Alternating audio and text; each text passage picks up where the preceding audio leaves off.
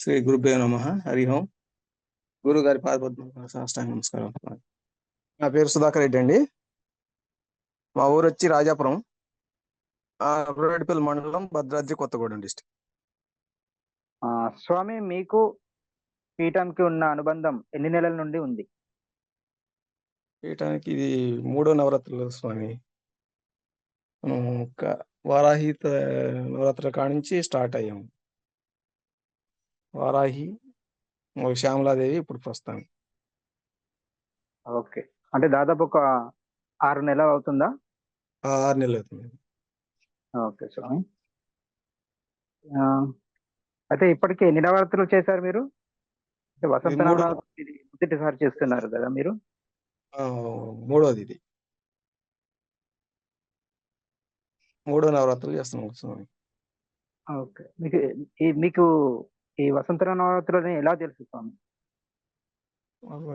YouTube, మామూలుగా Facebook లో చూసాను స్వామి. దాన్ని లింక్ ఓపెన్ చేస్తే ఓకే అన్నారు.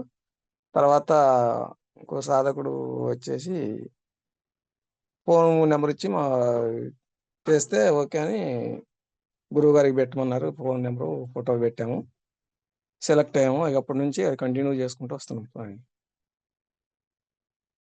పీఠం తరపున చేసిన వసంత నవరాత్రులకి మిగతా నవరాత్రులకి తేడా ఏమైనా గమనించారా?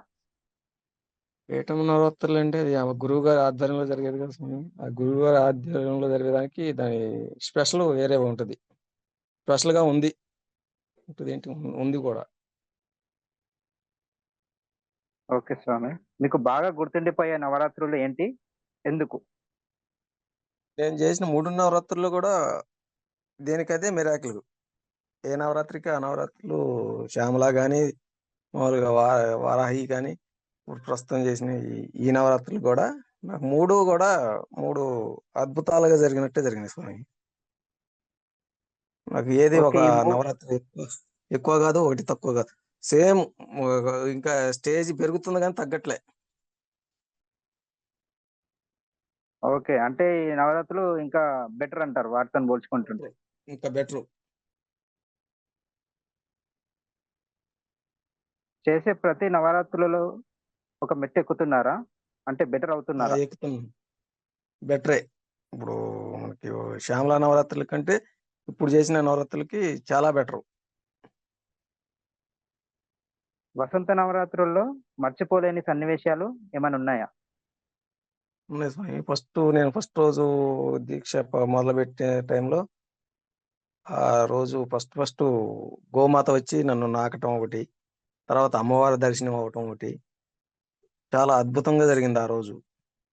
తర్వాత మనం ఏ రోజుకి ఆ రోజు అమ్మవారు, నేను జపం దీక్ష చేసేటప్పుడు ప్రతిసారి అమ్మవారి దర్శనం వచ్చేది. దాని ఆ అనుభూతి వేరుగా ఉండేది. మామూలుగా పసుపుతో అభిషేకం చేసే రోజైతే స్పెషల్, వెరీ స్పెషల్. ఆ రోజు అసలు నేను అమ్మవారికి ఆ అభిషేకం చేస్తుంటే శివయ్య పక్కన కూర్చొని చూస్తున్నట్టే ఉంది స్వామి. ఆ దర్శనం నాకు వచ్చేసింది ఆ రోజు. తర్వాత ఓకే నేను స్వామి. రోజు ప్రసాదం చేసి పెడితే అది కూడా మంచి అద్భుతంగా ఆ అమ్మవారు వచ్చి తిన్నట్టు, పా కొబ్బరి పాయసం తాగినట్టు, ఆ అమ్మవారు ఆ ప్రసాదంలో అమ్మవారు పువ్వు పెట్టేశారు. అది మహా మిరాకిల్. నాకు అమ్మవారు ప్రసాదంలో మనకి అమ్మవారి ఫోటో మీద నుంచి పువ్వు ఖచ్చితంగా ప్రసాదంలో పడ్డది స్వామి. నేను వ్యవసాయం చేస్తాను. ఓకే స్వామి, మీ వృత్తి వల్ల ఏమైనా ఇబ్బంది కలిగిందా? దానిని ఎలా అధిగమించారు? నేను టైం కరెక్ట్ సెట్ చేసుకున్నాను స్వామి. నాకు గురువుగారు టైం కూడా నాకు పెందలకాడ ఇచ్చారు. నాకు కష్టపడి వచ్చాను, మరి లేకపోతే అమ్మవారి ఆజ్ఞ అట్లా ఇచ్చారో నాకు టైం పెందలకాడ ఇచ్చారు. ఆ టైం ప్రకారం ఇంటికి చేరుకొని 1 గంట అటు ఇటు రెస్ట్ తీసుకొని కూర్చొనేసరికి టైం కరెక్ట్ సరిపోయేది. నాకు అసలు ఇబ్బంది అనేది ఏం లేదు. ఓకే స్వామి. అయితే మంత్రదీక్షకి మీకు ఖర్చు ఎంత అయింది? అంటే గురుదక్షిణ ఏమైనా అడిగారా? హోమమని కానీ ఇతర ఖర్చులు ఇవ్వమని అడిగారా? ఏం లేదండి. అసమంటి ఏం లేవు గదా! అసలు మన పీఠం అది గురువుగారు అసమంటి ఆటికి అసలు ఒప్పుకోవట్లేదు. అసలు అట్లాంటియి ఏమీ లేవు గూడా. ప్లస్ మనకి పూజ సామానంటే మామూలుగా 1000, 1500 లోపు వచ్చేసేసాయి స్వామి మొత్తం. అది ఎవరు ఓపిక బట్టి వాళ్ళు తెచ్చుకున్నారు. స్వామి. ఓకే స్వామి. హ్మ్. కొత్త సా కొత్త సాధకులు మీరు వచ్చాక ఎందరో వచ్చారు. హ్మ్. వారి అనుభవాలు విన్నప్పుడు మీకు ఎలా అనిపిస్తుంది? ఒక్కొక్కరికి ఒక్కొక్క రకంగా అమ్మవారిది దర్శనం ఇవ్వడం అనేది చాలా మిరాకిల్ అండి. స్వామి అయ్యారు వాళ్ళ కర్మలు గాని, వాళ్ళ దీక్ష గాని, వాళ్ళ భక్తి గాని, గురువుగారి ఆశీర్వాదం గాని అన్నీ సెపరేట్‌గా ఉంటాయి కాబట్టి సెపరేట్‌గా జరిగిందేమో అనుకుంటున్నాను నేను సార్. ఓకే స్వామి.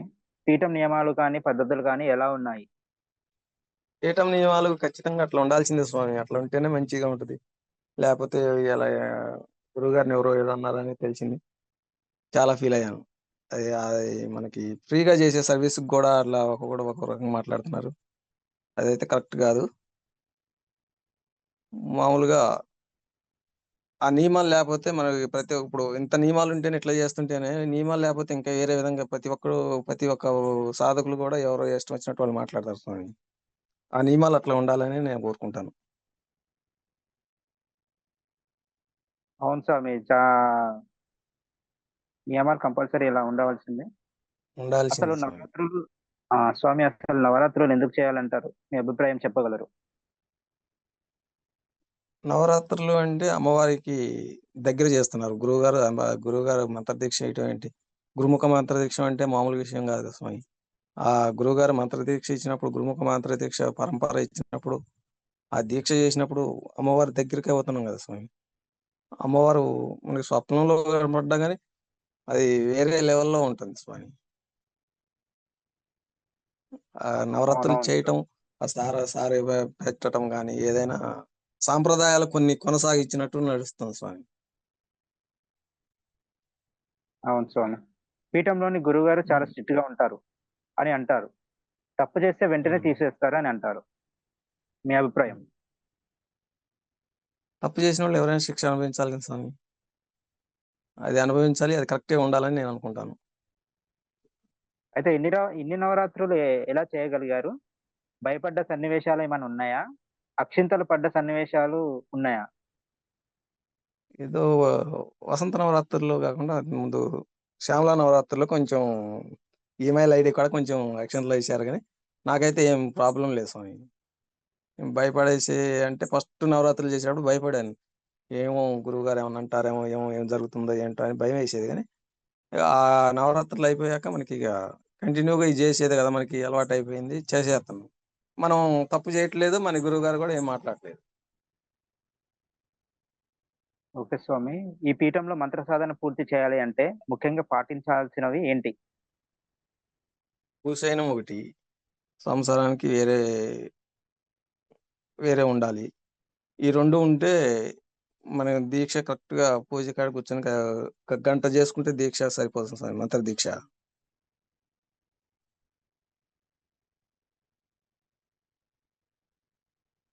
అంటే మంత్రదీక్షది మీరు చెప్పినట్టు అవి కంపల్సరీ ఉండాలి. అంటే హ్మ్. ఈ పీఠంలో మంత్ర సాధన పూర్తి చేయాలంటే ముఖ్యంగా పాటించాల్సినవి ఈ పీఠంలో. పీఠంలో అంటే మనం రెగ్యులర్‌గా చేసేదే కదా స్వామి. కరెక్ట్‌గా 5 గంటలకి పొద్దుపూట 5 గంటలకి దీక్ష అయిపోవాలంటున్నారు.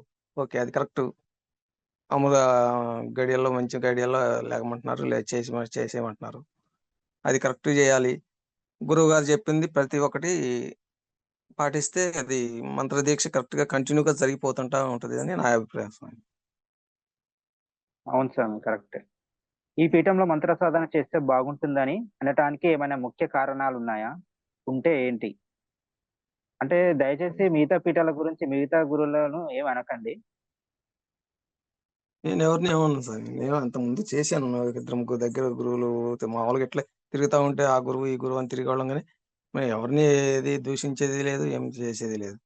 కాకపోతే ఇక్కడికొచ్చాక మనశ్శాంతి అనేది దొరికింది. మనం చేసే పని సక్రమంగా నడుస్తుంది. ఏ పనైనా మొదలుపెట్టండి.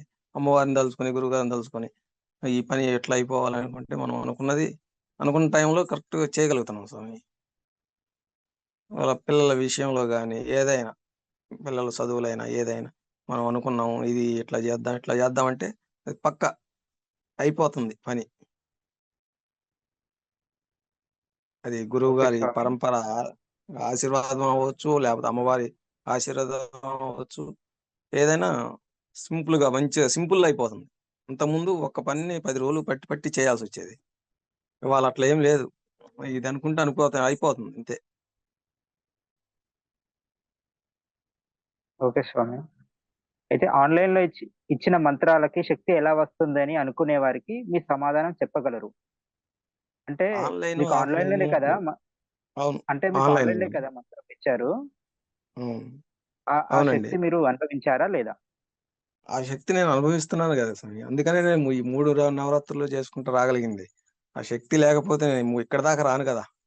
ఫస్ట్‌లోనే ఆఫ్ జేసేవాడిని గదా! ఆ శక్తి, ఆ మిరాకిల్ ఉంది గాబట్టే, ఆ శక్తిని ఇంకా అందిపుచ్చుకోవాలనే ఆశతోనే అది కంటిన్యూ జేస్తున్నా. అది ఆఫ్‌లైన్‌లో ఇచ్చినా గురువుగారి పరంపర అది శక్తి. గురుపీఠానికున్న శక్తి అది. ఆ శక్తిని ఎవరు ఏమి చేయలేరది. ఆ శక్తి గురువుగారు చెప్పినట్టు ఆ గురువుగారి దగ్గరున్న శక్తిని తలా కొంచెం పంచుతున్నారు. అది అందరు గురువులు చేయలేరు గూడా అని నా అభిప్రాయం అవును స్వామి. సార్. అయితే కొందరు అనుకుంటారు కదా స్వామి ఆన్‌లైన్‌లో ఇచ్చే మంత్రాలకి అంత శక్తి ఉంటుందా అని. అటువంటి వాళ్ళకు మీ సమాధానం చెప్పగలరు? ఖచ్చితంగా ఉంటది స్వామి. దానికి నేనే ఉదాహరణ అన్న. నేను చెప్తున్నా గదా! మంత్రదీక్ష గురువుగారు ఇచ్చిన గురుముఖ మంత్రానికి, నేను పాటించేదానికి, గురువుగారు చెప్పిన దానికి చేసుకుంటా ఎళ్ళిపోతుంటే మన పనులు ఏదైనా అనుకున్నది సరే, ఒక్కసారే గాకోకుండా నెమ్మదిగా అయినా మన పని గమ్యానికి చేరుకుంటున్నాం గదా! అది నాకు నేను ఓకే. నేనైతే తృప్తి చెందా. సంతోషం స్వామి. అయితే గురువుగారు మీ జపమయ్యాక అనుభవాలకు వివరాలు ఇస్తున్నారు గదా! ఎలా ఉన్నాయి? అవును. వాటిలో మీకు ఏమైనా చెప్పుకోదగ్గ విశేషాలున్నాయా? నాకింక ఇవ్వలేదు స్వామి. నేను కొత్తోళ్ళకి, కొత్త సాధకులకి ఇస్తున్నారేమో గాని, నాకైతే చెప్పినట్టుగా ఇవ్వలేదింకా. అయితే అయి గురువుగారు అంతే కొంచెం బిజీ ఇంత ఉన్నట్టుగా బిజీగున్నారన్నారు గదా! ఇంతకుముందు అంటే వాళ్ళు కూడా నవరాత్రులకి చెప్పారు. అన్నిటికి నాకు హ్మ్. ఇంతకుముందు నవరాత్రులకి నాకన్నిటికి జెప్పారు. అన్నిటికి నేను తృప్తి చెందాను స్వామి. అనుకున్నది అనుకున్నట్టు చెప్తున్నారు. అది కరెక్ట్‌గా చెప్తున్నారు గదా! మళ్ళీ ఏదో అటు మసిపూసి మారేడుకాయ చేయటం అదో ఇదే లేదు గదా! ఉన్నది ఇదే మనం అడిగిన మనకొచ్చిన అనుభవం చెబితే దానికి పరిష్కారం ఇది అని చెప్తున్నారు స్వామి. ఓకే స్వామి. మీకు ఈ నవరాత్రుల్లో హ్మ్. అనుభవాలు బాగా వచ్చినవి గదా! అంటే అవును సార్. వాటిలో కొన్ని చెప్పగలరు? ఫస్ట్ రోజు వచ్చి గోమాత, దూడ వచ్చి 2 వచ్చి నా చేతులు నన్ను నాకటం. తర్వాత అమ్మవారి దర్శనం అవ్వటం. రెండో రోజొచ్చేసి మనకి హ్మ్. ఆంజనేయ స్వామి దర్శనమైంది స్వామి. మూడో రోజొచ్చి అమ్మవార్లు అట్లా కంటిన్యూగా అయింది. మనకి పసుపు అభిషేకం చేసే రోజు మట్టికి ఖచ్చితంగా అమ్మవారొచ్చి కూర్చుంటే అమ్మవారి మీదే నేను అభిషేకం చేశానా అన్న ఫీలింగొచ్చేసింది. అయ్యవారు అక్కడనే కూర్చున్నారు. తర్వాత మళ్ళీ సరస్వతీదేవి గాని, లక్ష్మీదేవి గాని ఇట్లా ఆళ్ళు రూపాల్లో నాకు చూపిచ్చారు స్వామి. ఓకే స్వామి. మంచి దర్శనాలు. హ్మ్. అయితే గురుగారు నైవేద్యంలో మొలకలు పెట్టాలని అన్నారు. ఎలా అనిపించింది? హ్మ్. మొలకలు అంటే మంచిదే కదా స్వామి అది. అది ఆయుర్వేదానికి గురువుగారు చెప్పినట్టు ఆయుర్వేదానికి కానీ, దేనికైనా మనకి హెల్త్ పరంగా గాని, అమ్మవారికి ఇష్టమైనయి అవ్వచ్చు. అన్ని విధాలా సహకరించారు. అన్నీ మేము అనుకున్నట్లు చేశాము. బాగా ఉంది స్వామి. అయితే ఈసారి కొబ్బరి పానకం రుచి ఎలా ఉంది? అంటే ఇది ఫస్ట్ టైమ్ గదా! ఇది మనం పెట్టడం. ఎప్పుడైనా అవును స్వామి. తాగారా? కొబ్బరి పానకం ఎప్పుడు తాగలేదు. ఈసారి పెట్టే గురువుగారు చెప్పినట్టు పాలాలు మొత్తం కరెక్ట్‌గా కలిపేసాం. ప్రతిరోజు పెట్టాం మేము కొబ్బరి పానకం, కొబ్బరి పాయసం. అది ప్రతిరోజు చక్కగా మా కాడ లేకపోయినా ఒక 15 కిలోమీటర్ల దూరం వెళ్లైనా కొబ్బరికాయలు తీసుకొచ్చి ఆహ్, లే వాటర్ తీసుకొచ్చి చేసాం స్వామి. అద్భుతంగా జరిగింది. అద్భుతంగా ఉన్నాయి పాలు ప్రసాదం. అయితే స్వామి వేప నూనె తలకు పెట్టుకొని జపం చేయాలి అన్నారు. ఎలా ఉంది? బాగుంది స్వామి. అది మసాజ్ చేసి చక్కగా ప్రశాంతత అనేది వచ్చింది స్వామి. అది ప్రశాంతంగా కూర్చొని చక్కగా జప సాధన ఆ రోజు ప్రశాంతంగా చేసుకున్నాం 1 గంట.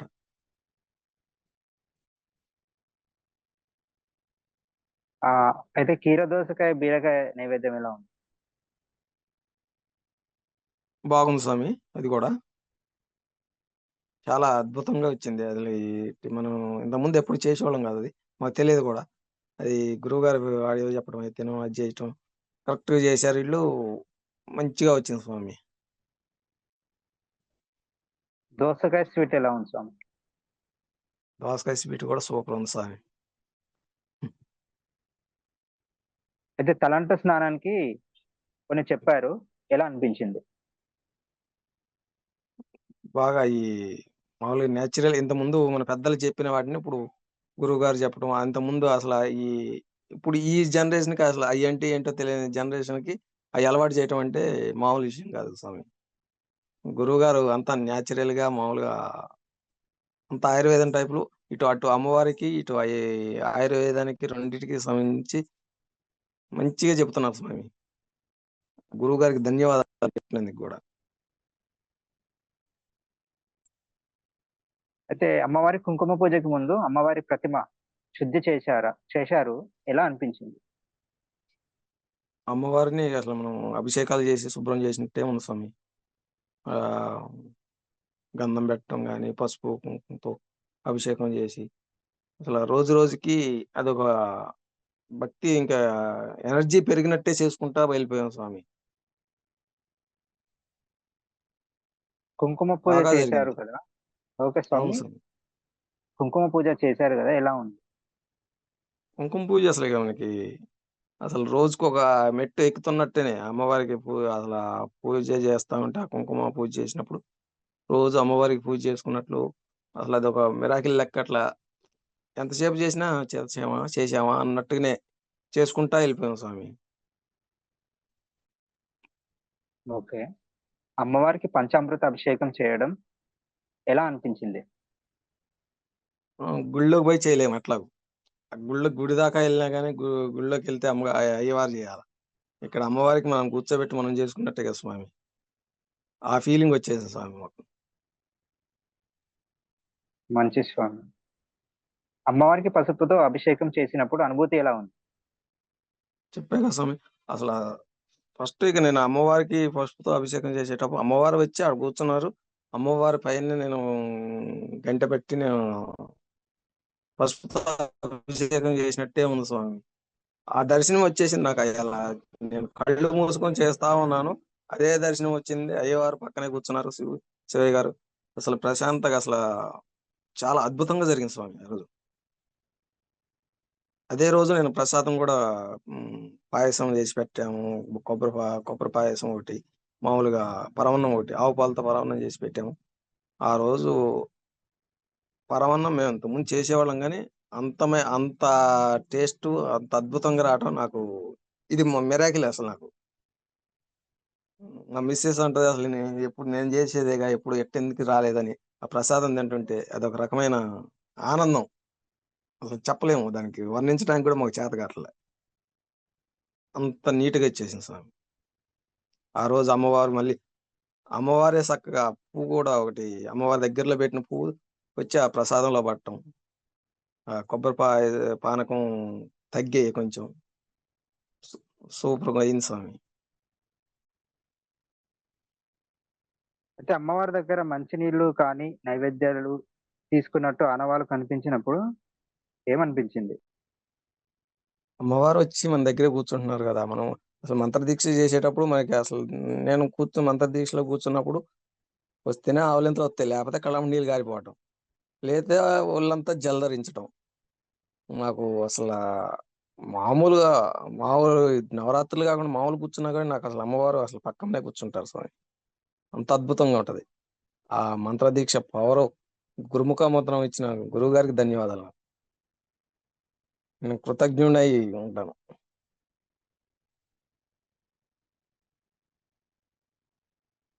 స్వామి జప సాధనలో మీకు ఏమైనా ఇబ్బందులు వస్తే వాటిని ఎలా అధిగమించారు? నాకు ఇబ్బందులు ఏం లేదు స్వామి. నాకు ఇంతకుముందు ఆపరేషన్ అయింది. మోకాలికి సర్జరీ అయింది యాక్సిడెంట్ అయితే. ఆ ఫస్ట్ నవరాత్రులు చేసేటప్పుడే నాకు వారాహి నవరాత్రులు చేసేటప్పుడే నేను కూర్చుంటానా కూర్చోలేనా ఆలోచనలో ఉండేవాడిని. అది నవరాత్రులు స్టార్ట్ చేశాక అత అంతకుముందు నేల మీద కూర్చున్నాడు కాదు. మామూలుగా నవరాత్రులు స్టార్ట్ చేశాక ఇక నేల మీద కూర్చోవటం, పడుకోవటం కానీ ప్రశాంతంగా అసలు మనకి నొప్పులు అనేది ఉండేది కాదు.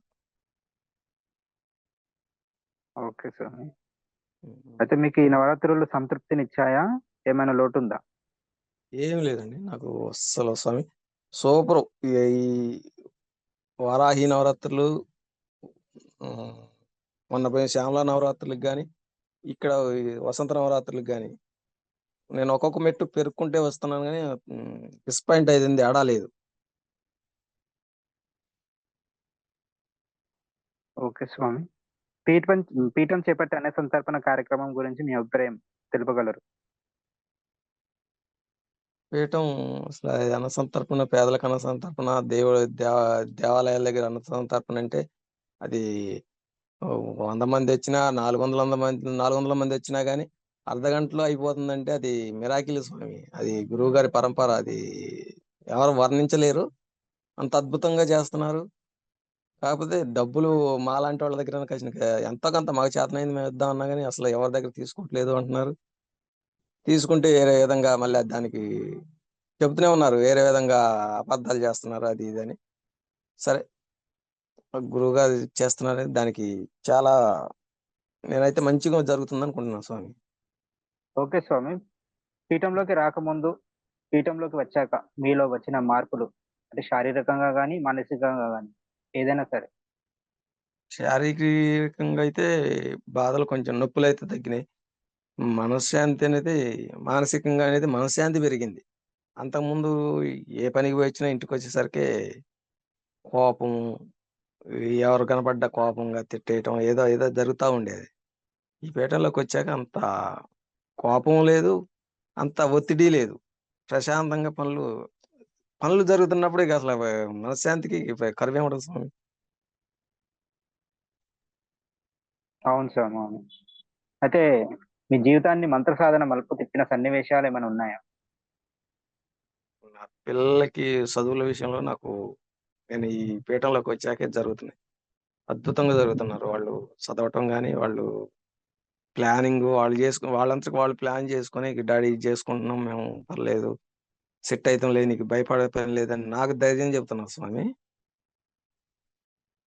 నేను మెయిన్ దీక్ష తీసుకోవడానికి నాకు వ్యవసాయం కలిసి రావాలి. పిల్లోళ్ళు ఒక స్థాయిలోకి రావాలనుకుంటే ఇప్పుడు వాళ్ళ పిల్లోళ్ళు కూడా ఒక స్థాయిలోకి వచ్చే సూచనలు కనపడుతున్నాయి. వాళ్ళు వస్తారు కూడా ఇక. నాకు అది అమ్మవారే దారి చూపిస్తుంది అసలు ఇక. ఓకే స్వామి. సనాతన ధర్మం గురించి గానీ, దేవుడి గురించి గానీ ఇక్కడికి రావటం చేత ఏమి నేర్చుకున్నారు? అది మీకు ఏ విధంగా ఉపయోగపడుతుంది? పేదలకి అన్నదానం గాని, ఇది గాని ఏదైనా సనాతన ధర్మం అంటే అంతకుముందు చేసేవాళ్ళం, కొన్ని పూజలు చేసేవాళ్ళం కానీ ఏదో పోయాము గుడికి పోయాము వచ్చాము. లేదులే పోయాంలే చూద్దాంలే అనే ఇదిగా ఉండేది. సనాతన ధర్మం ఈ గురువుగారి పీఠంలోకి వచ్చాక ధర్మం అంటే ఇది. ఇది మామూలుగా మనం ఎట్లా చేయాలి, ఈ పూజ ఎట్లా చేయాలి. అప్పుడు పూజ అంటే చేస్తున్నాం పూజ ఏదో అయిపోయేది. పోయాము వచ్చాము కొబ్బరికాయ కొట్టాము వచ్చాము అయిపోయేది. ఇట్లా ఇప్పుడు అట్లా కాదు కదా. మామూలుగా మనం ప్రొసీజర్ చేస్తే ఒక గంట గంట పడుతుంది. మనం చేసేది చేస్తున్నాం చక్కగా. చాలా మార్పు వచ్చింది స్వామి. దానికి వర్ణించడం నాకు చేత కాదు.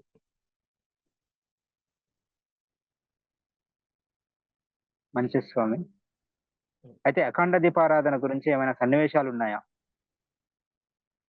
అఖండ దీపారాధన ఈ వసంత నవరాత్రులు స్వామి నేను ఫస్ట్ సారి మామూలుగా వారాహి గాని, శ్యామల గాని ఈ నవరాత్రులు చేసేటప్పుడు మామూలుగా సన్నగా ఎలిగేది దీపారాధన. ఈ వసంత నవరాత్రులు వచ్చేసరికి ఒక 5 రోజుల మట్టికి బగ్గ బగ్గ బగ్గ బగ్గ మంట మండుతుండేది. నాకు భయం వేస్తుండేది. అమ్మవారు ఏంటి ఉగ్ర రూపం చూపిస్తున్నారు ఏంటని. ఒక రోజు ఖచ్చితంగా కూర్చొని ఒక గంట కూర్చొని దీక్ష చేసుకుని మంత్ర దీక్ష చేసి గురువు గారికిను అమ్మవారికి నేను ఏదైనా తప్పు చేసింటే క్షమించండి అమ్మా, అంత ఉగ్ర రూపం చూపించొద్దు ఇంట్లో, మేము తట్టుకోలేము తల్లి అని చెప్పాక అప్పుడు రోజుకి లీటర్ నూనె అయిపోయేది. తర్వాత ఈ 4-5 రోజులకి 2 లీటర్లతో అయిపోయింది స్వామి. ఆ ఉగ్ర రూపం ఎందుకు వచ్చిందో ఏం చేస్తుందో నాకే అర్థం కాల. ఓకే స్వామి. అయితే గురుముఖత మంత్రోపదేశానికి మామూలుగా మనం సొంతంగా మంత్రం చేసేదానికి మీకు తేడా ఏమైనా అర్థమైందా? తెలిస్తే చెప్పండి. గురుముఖ మంత్రానికి మనం సొంతంగా చేసేదానికి ఏముంటదని, మరి దానికి సొంతంగా చేసేదానికి గురుముఖ మంత్రానికి గురుం పరపర అది శక్తి పీఠం తరపున వచ్చిన గురువు గారు ఇచ్చిన పరంపరలోకను మనం సొంతంగా ఏదో ఆన్లైన్ లో చూసి చేసుకునే దానికి చాలా తేడా ఉంటుంది స్వామి. ఆ గురువు గారి శక్తి తలా కొంచెం పంచేదానికను మనం ఏదో ఆన్లైన్ లో చూసుకొని మామూలుగా యూట్యూబ్ లో చూసి తీసుకుంటే అది కరెక్ట్ కాదు కదా స్వామి. అది ఆ గురువు గారికి ఆన్లైన్ లో గురువు గారు ఇచ్చారంటే అది అది వేరు, అది దాని లెవెల్ వేరు ఉంటది. ఇది మామూలుగా వీళ్ళు ఏదో మామూలుగా వీడియోలు పెట్టి చేస్తే అది కాదు కదా స్వామి. అవును స్వామి, అవును. గురువు గారికి ఇచ్చిన మంత్రానికి దానికి ఎవరు సాటి రారు. అది గురుముఖ మంత్రం పరంపర. అది ఎవరి వల్ల కాదు కూడా నాకు తెలిసి. ఓకే స్వామి. అయితే అమ్మవారికి గోరింటాకు పెట్టడం గురించి మీకు ఏమైనా అనుభవాలు ఉన్నాయా? అనుభవాలంటే అమ్మవారికి చక్కగా నేను 3 నవరాత్రులు పెట్టాను. 3 నవరాత్రులు కూడా చక్కగా మేము పెట్టుకున్నా కూడా ఎర్రగా పండేస్తాం.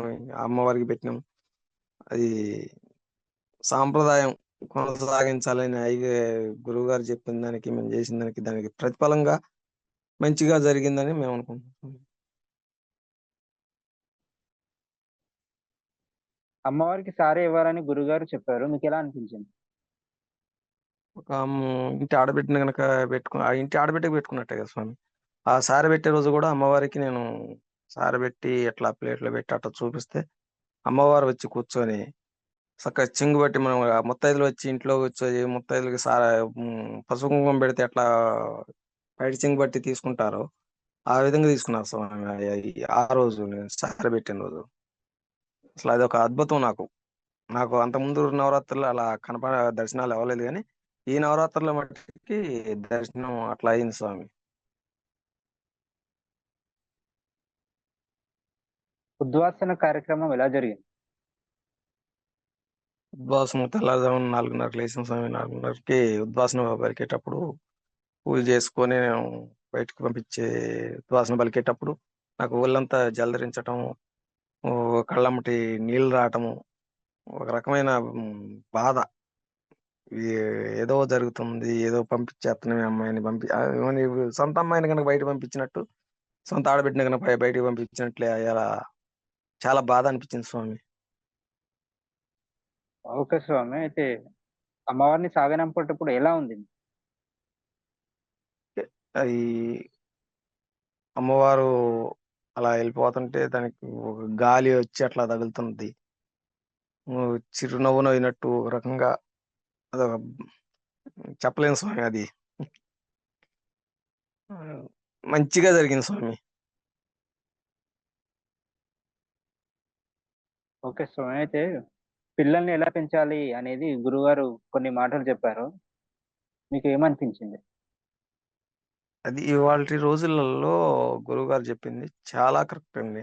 నాకు తెలిసి ఆ విధంగా పెంచకపోతే కూడా సమాజంలో చాలా చెడు మార్గాలు ఎంచుకోవడానికి కారణాలు కూడా మన తల్లిదండ్రులు కొంచెం ఈ ఆన్లైన్లో టీవీలు సెల్ చూసుకుంటా వాళ్ళు ఇష్టం వచ్చినట్టే చేస్తున్నారు. కానీ ఇదే గురువు గారు చెప్పింది ఇది. ఇప్పుడు ఒకటి ఉంది కదా సామెతే, పంతులు పంతుల చేతులకు బెస్తం లేకపోతే పోలీసు చేతిలో లాఠీ కావాల్సి వస్తుందని అన్నట్టుగా ఉంది స్వామి. అది గురువు గారు చెప్పింది. ఆ విధంగా పెంచడం చాలా ఉత్తమం అని నేను అనుకుంటాను స్వామి. అవును స్వామి. అయితే మీ తోటి సాధకుల సహకారం ఎలా ఉంది? నేను మంచిగా చేశాను స్వామి. మనకి ఇక ఏదన్నా ప్రాబ్లం వచ్చినా నాకైతే ఏం రాలేదు. వచ్చినా కానీ ఎమ్మటే చెప్తారు. నాకు నేనేదో ఒకరోజు అన్ఎక్స్‌పెక్టెడ్‌గా ఏదో మెసేజ్ పెట్టాము. దాన్ని ఫోటో ఒకటి పెట్టారంట పిల్లోళ్ళు. మళ్ళీ ఎమ్మటే ఏంటి స్వామి అని మళ్ళీ ఫోన్ చేశారు చెప్పారు.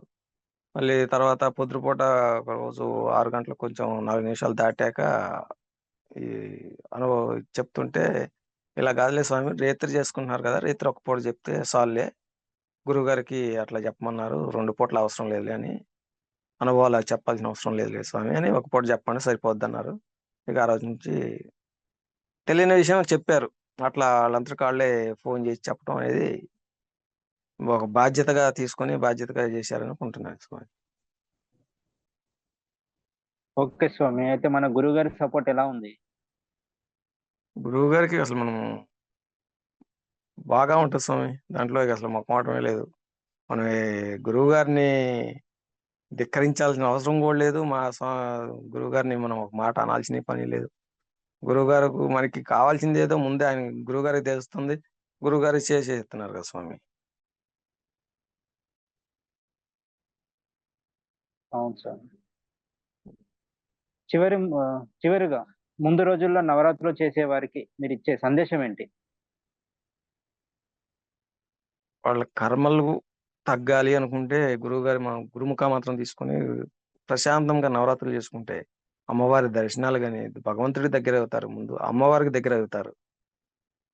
వాళ్ళు చేసుకునేవాళ్ళు గురుముఖ మంత్రం తీసుకొని చేసుకుంటే నంబర్ 1గా ఉంటదనుకుంటున్నా స్వామి.